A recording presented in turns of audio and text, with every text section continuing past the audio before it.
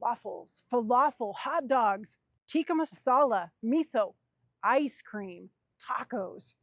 We have some of the best food you can find worldwide for a town this size. There are delicious options from appetizers to desserts, with flavor profiles from across the world right here in this valley. Sometimes you'll find them around town in trucks, and other times they pop up in hidden nooks and crannies across town. Let's explore two of these treasures that offer up treats for diets of all shapes and sizes today on Hometown.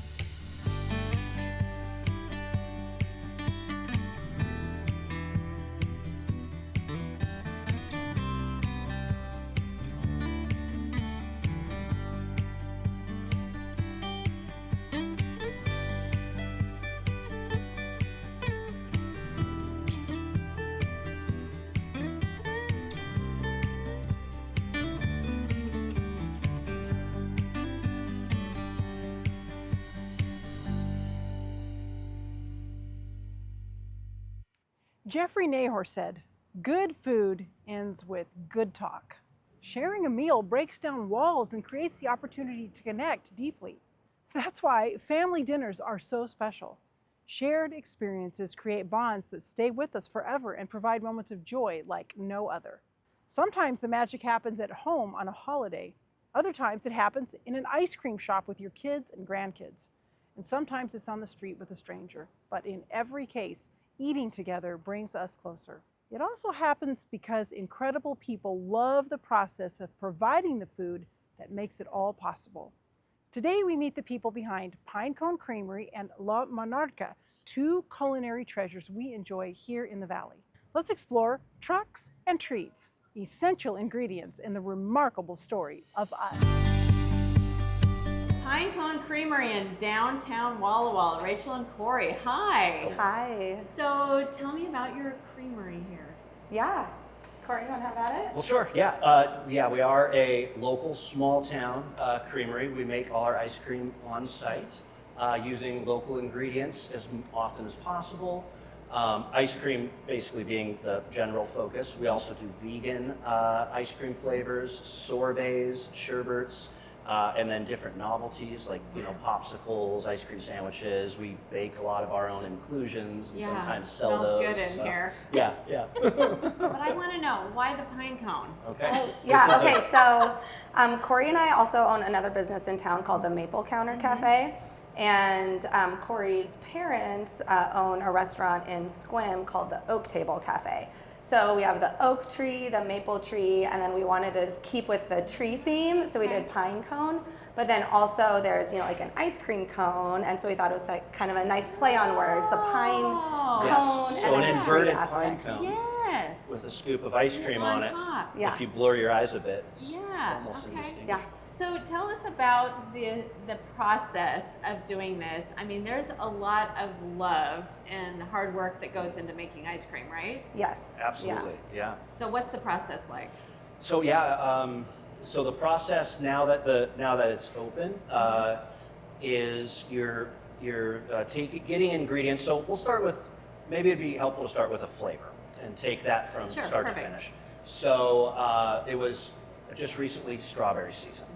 And so there's a local farm out here called Clickers Strawberries. Right. So we would buy strawberries from that farm and then take them in, and they were actually kind enough to process them for us out there, which is great. They cut the stems and cut the berries in half.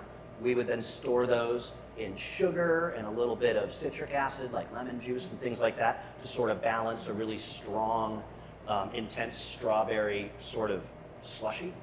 And then we would combine that with cream and sugar and basically our ice cream mix in a large machine that sort of tumbles ice cream at a super high speed in a very super cooled cylinder. And you're going to show us all of that. I will show you all that.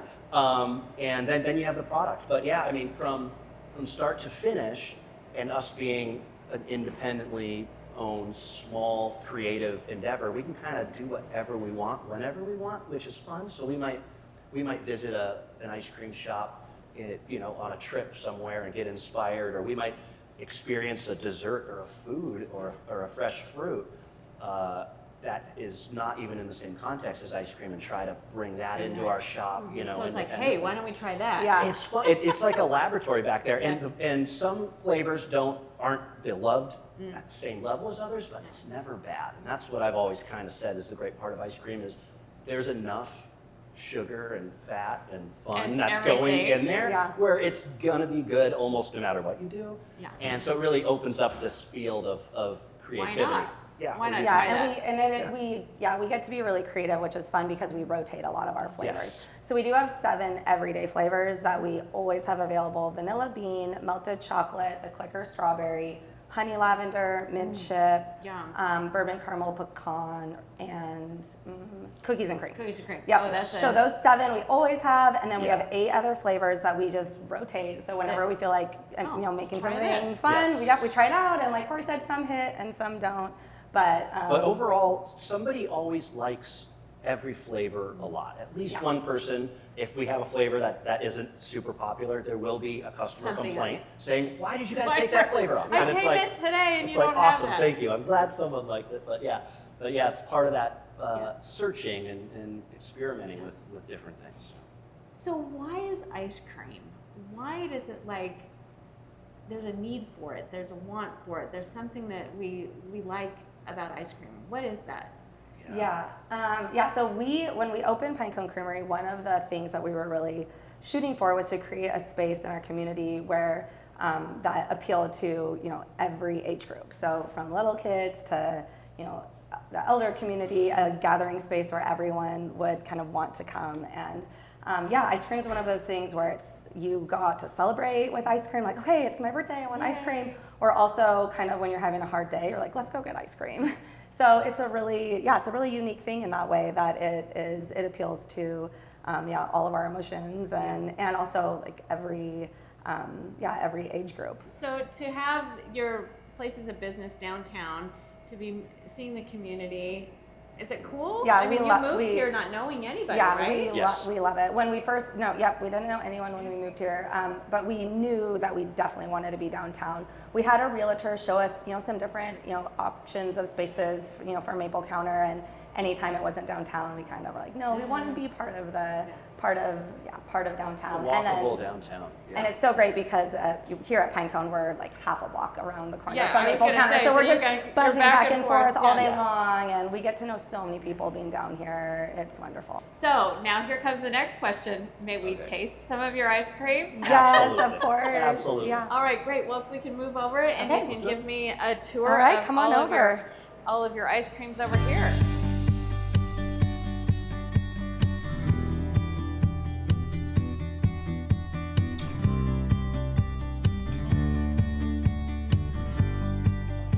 So, Rachel and Corey, wow.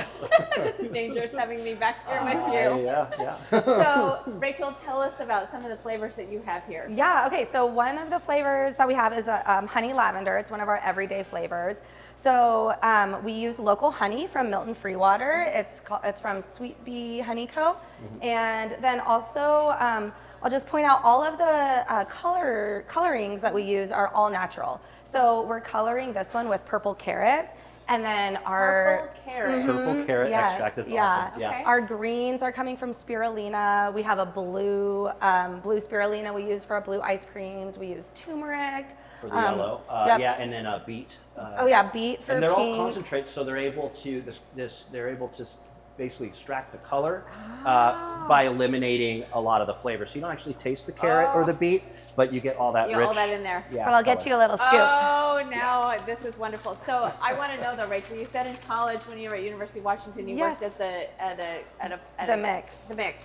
Oh my. Oh, this is like totally heaven. Are you like buff in your? Well, I don't do too much She scooping is though. The anymore, answer is yes. but She is a pro. when we She's a first pro. opened, yes, my Oh. wrist got really strong. Yeah. That is really good. Yeah. And the lavender isn't too powerful. Yeah. Oh, So that's that one is- of our favorite flavors. We're also doing a huckleberry right now. Okay. It's huckleberry season right now here in Walla Walla, Yeah, up in the foothills. So we have a few people who, bring us bring that in. huckleberries. So we're doing that right now as well. Corey had mentioned the clicker strawberry earlier. Yeah. We have that one. What do you want to try? The huckleberry. Do you want to try the actually. huckleberry? Absolutely. Yes, this one's so good. So the huckleberry you're saying is coming from Coming from the mountains. Yeah, from the, yeah, like, we Oh, get that so is so yeah. good. So there's actual huckleberries from this part of this region. yeah. Of course, no Yeah, one wants to talk Tolkien. about where they get their huckleberries. That's sort of a No one coveted will actually Oh, secret. tell yeah, us. some of Yeah. that. Okay, let me try the Earl Grey. Okay, so maybe for someone who's watching, oh, that's good too, the Earl Grey. Someone is watching and they say, well, I'm vegan. So, Yeah. We so got you we covered. always have one sorbet option, and we always have 2 vegan ice creams as well. So we use an oat milk base for our vegan ice creams. Oat milk. And yep, and we just rotate those through. So Okay. right now you'll see we have lemon poppy seed and orange dreamsicle.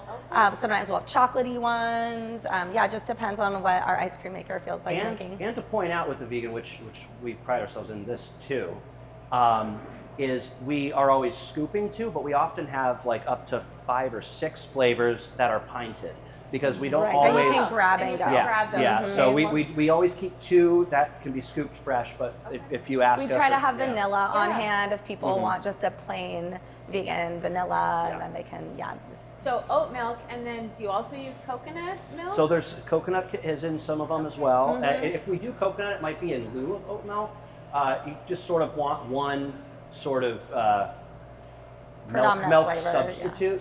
You could mix the 2 though, that would work. Oh, But really? sometimes you might go like if you were going to do a coconut, you might go all the way with coconut and make that be your We substitute. do for a milk. like a raspberry lava flow, a vegan raspberry my. lava flow. Yes, or a we pina do a pina colada. colada. Yeah. So may I taste one of the Yes, ones that which has? one? So this is the one that has the oat milk. The oat milk. Yes. Okay. I think Yeah. you should try the dreamsicle. That's Okay. that's based on those popsicles that used to Yeah. have the ice cream in the center. Yes. That, yeah. Oh, so yes, yes, I yes. think this is Yeah. one of my favorites. Okay, for sure. thank you. This is goes back. Yeah. Very good. I can't taste the difference. Isn't it great? We Yeah. do a flavor called strawberry lemon cookie, and people come in and they're not vegan at all, but they always choose Love it because that they one. love it. Yeah. Yes. Oh, my husband would love that. Yeah. So, well, thank you for having us here. And your hours are. So right now we're open from 12 to 10 on weeknights and until 11 p.m. on weekends. And our hours do fluctuate. In the winter, we'll drop it down a little bit, close at 9 and 10 and 8 and 9. But yeah. Okay. And address, Corey? Website? It is thepineconecreamery.com. Yeah. Yes. Well, and ice cream is good, as we mentioned earlier. Always. I lived in Russia, and we ate ice cream every day, Even when it was cold. outside. Yeah. Yes. So there I were love shops. that. Yeah, there I were love shops that. where you could go, and they would. The ladies were in their big coats, and you would buy the I ice love cream, it. and you would eat. So, Oh, I love it. anyway, well, thank you so much Thank for having you. hometown, Thank you for visiting us. and thank you for being part of our hometown of Walla Walla. Thank you. It's our honor. Thank you. Ephraim, it's so great to be with you because we all love food. We like food trucks, and your family it just goes way back in the food truck business. Tell us about your company. Well, thank you for having us. Yeah, we have 4 food trucks here in Walla Walla. Operating right now, we have 2. My mom, my dad started in April. We turned 24 years serving tacos.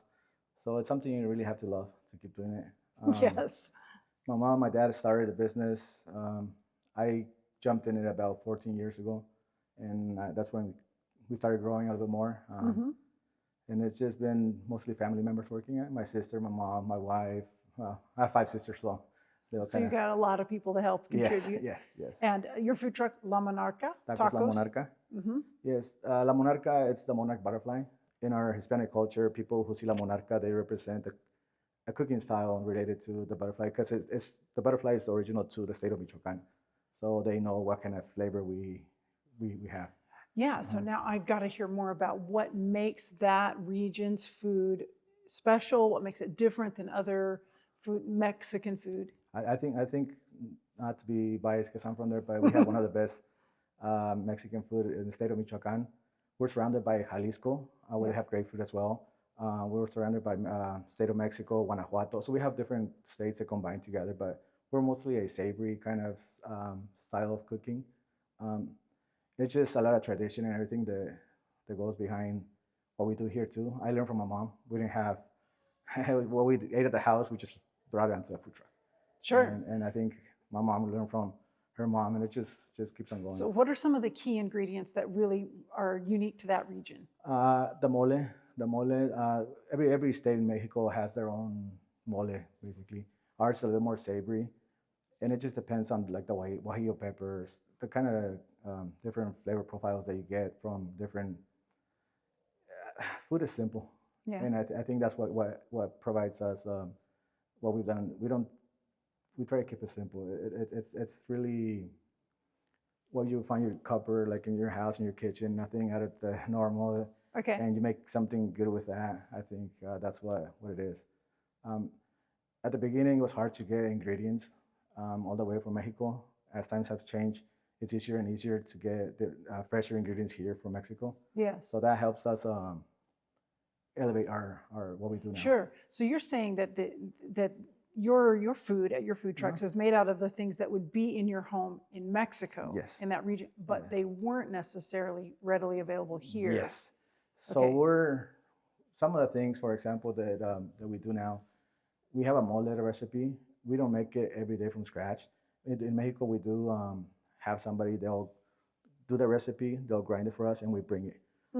Every year, I travel to Mexico, and every year we bring kilos because in Mexico it's by kilos Yes. of mole Yes. that we add into our like our enchilada sauce, Yes. stuff like that here. So it gives it the authentic flavor. Yeah. Yes. Yeah, that's pretty exciting. That's why when we go and get food from your truck, it's different than whatever we're scurrying up at home.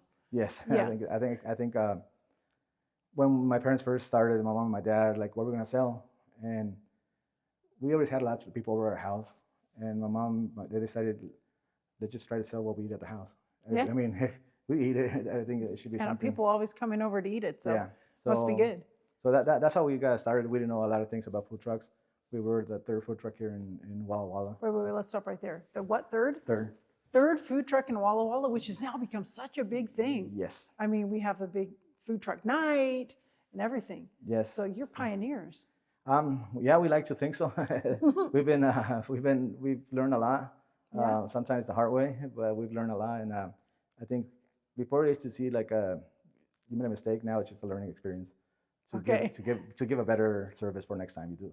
Something goes wrong, fix it for next time, and just keep on improving. Now, food trucks are mobile, obviously, Yes. because they're trucks. But do you have certain locations where you usually are, favorite locations? Yes, that was a question we got asked earlier. How do you choose your spot? Yeah. A lot has to do traffic, and I think the most important thing is parking.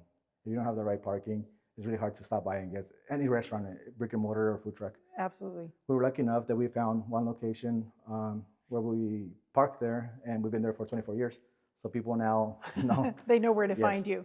Another one of our food trucks we take out to wherever we get invited or we get asked to cater, or so we do wineries, weddings, festivals, wherever we can fit the truck, we're there. We only operate for the past 4 years. We only operate 10 months. Okay. From 10 or 9 months from March to the end of November. Yeah, those winter months, not the best. They're hard, not Yeah. for food trucks. We tried different ways to go about it, and it was really hard. So during those 9 months, we average between weddings, wineries, festivals, about 150, 180 events with one truck, and the other truck is That's a lot. Yeah.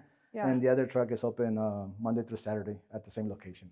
So that's a good thing about a food truck that's mobile. You can reach different people, different events, different stuff like that. So yeah, it's pretty cool. So, 24 years, right? There, you must have regular customers that Yes. are practically like family now. Yes. So, sometimes you don't you feel tired, like, oh, I'm not gonna open up today.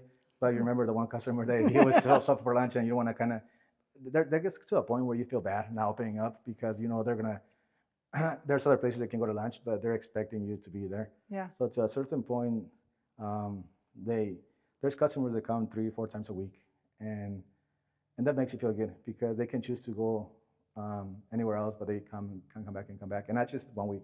They keep you'll see them a lot throughout the year, and you start joking around with them. And some customers you don't know by name, but as soon as they see their face, you know what they order. Yes. You know, so to a certain point, it comes to be like a family, and that feels really good to have that feeling towards our customer.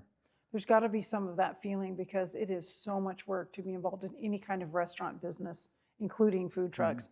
It just hardly ever stops, right? Yes, there's a lot of things involved. I think I never owned a brick and mortar. I never wanted to. Yeah. I like the food truck. I think I got the hang of it, and it's really, especially I take care of most of the catering events and stuff like that. So I get to meet new people and new places and stuff like that. I think there's a little bit more work involved in a food truck because you have to unload and load everything every time you're done. Instead of, okay, I'm done, I turn up the gas, everything's in its place. When you come back next morning, the truck is not like that. No. You drive from one location to the other, you got to secure everything because sometimes things tip over. There's always something, expect something to go wrong. If it goes right, it's one of those beautiful days, but there's always something to be fixed. Yeah.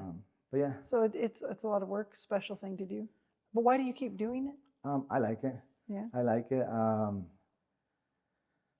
I was going to school to become a teacher, ESL to be. Oh, hey, my parents, I helped my parents with one of the food trucks.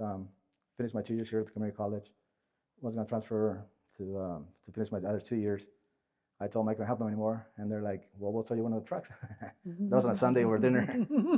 I didn't think twice. Monday, my wife and I were by ourselves in one of the trucks. You jumped at the opportunity then. Yeah, because I liked what I was doing, and I knew how to do it. Yeah. I think that was the best decision I made so far. From buying one truck from them, now my wife and I, we bought 2 more. So now we have three trucks. Yes. And so it's a growing business for you. Yeah.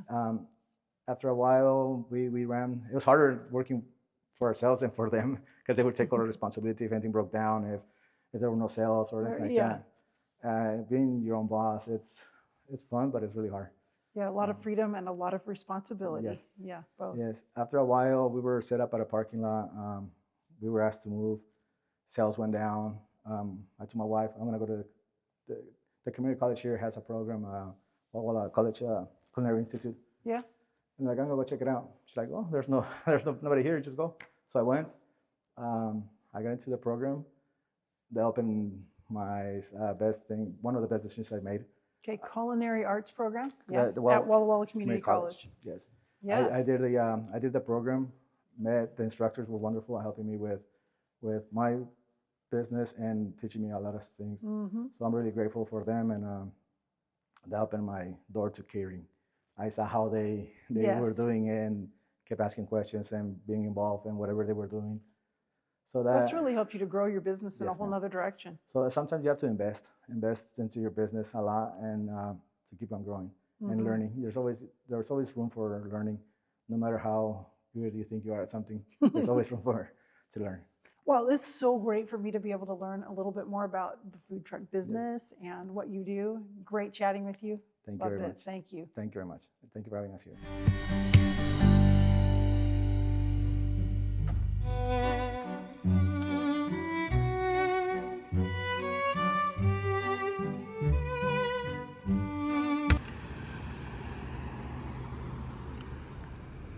Thank you for choosing Taco Bell. I can take your order whenever you're ready.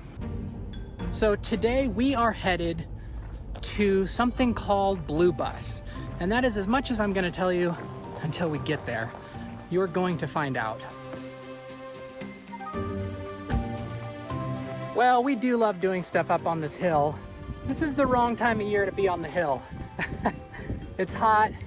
There's a lot of little seeds in our socks. Any hoosers. Still a good time though.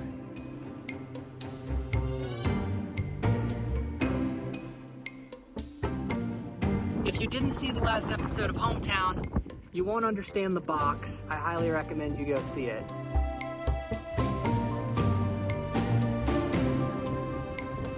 It's really windy. Typically we see a lot of elk up here on the mountain, but this time of year they all disappear and go further into the mountains and you don't really see them. We made it to the top. The shoes are full of seeds. Well, this hike is definitely not for the faint of heart. We have climbed just about 2,400 vertical feet in 1.6 miles since we left Harris Park. Not the easiest climb, but a fun challenge. This could be a major distraction. So we have no idea who has put these signs out here. I'm sure there's someone watching this video, some local that knows, but there are signs out here on the road that guide you to Blue Bus. The whole forest is just erupting as the elk run away. Blue Bus, that's what the sign says, trust me. It's getting pretty worn out though. This bus is something that Lexi and I found 3 years ago when we moved here. I think it's just about ready to set up for an Airbnb. Yeah, just about. Just a little bit of work needs to be done. Just very minimal amount of work, honestly. We do a lot of hiking in the area, so we ran into it completely by accident. We found the signs, followed the signs to the Blue Bus.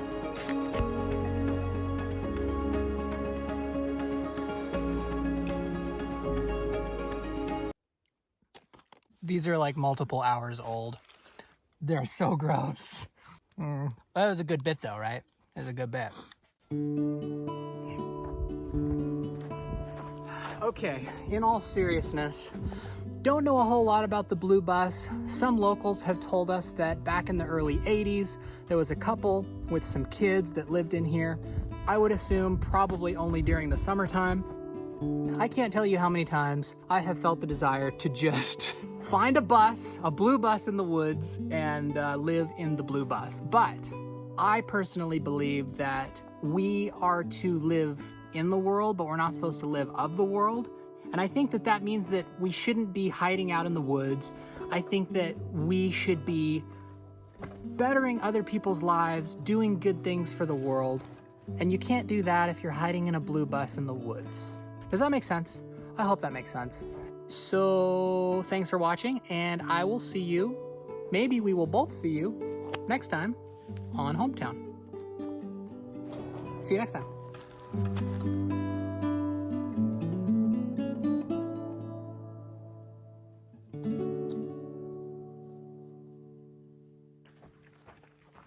Yeah, in reality though, I'm not gonna leave my phone out here. I've gotta take it with me. You know, I have such fond memories created over a meal. My dad once did something extra special for me after a big school event, where he dressed up and chauffeured my friends and me to a favorite restaurant. Other times, it was a Saturday night ride to taste Frosty Mug root beer floats at A&W. Later in my life, it has been simple picnics on a sunny afternoon with our kids. Every time, it's the connection of delicious food like this that makes it possible. Even in the Bible, the book of Acts records how believers devoted themselves to the apostles' teaching and the fellowship and to the breaking of bread and prayers. The next time you visit the incredible places in our town, thank them for the world-class food that they give you to fill your stomach and also the opportunity to fill your soul. I think I'll grab a little takeout for dinner with the family tonight, and I'll see you next time on our next episode of Hometown.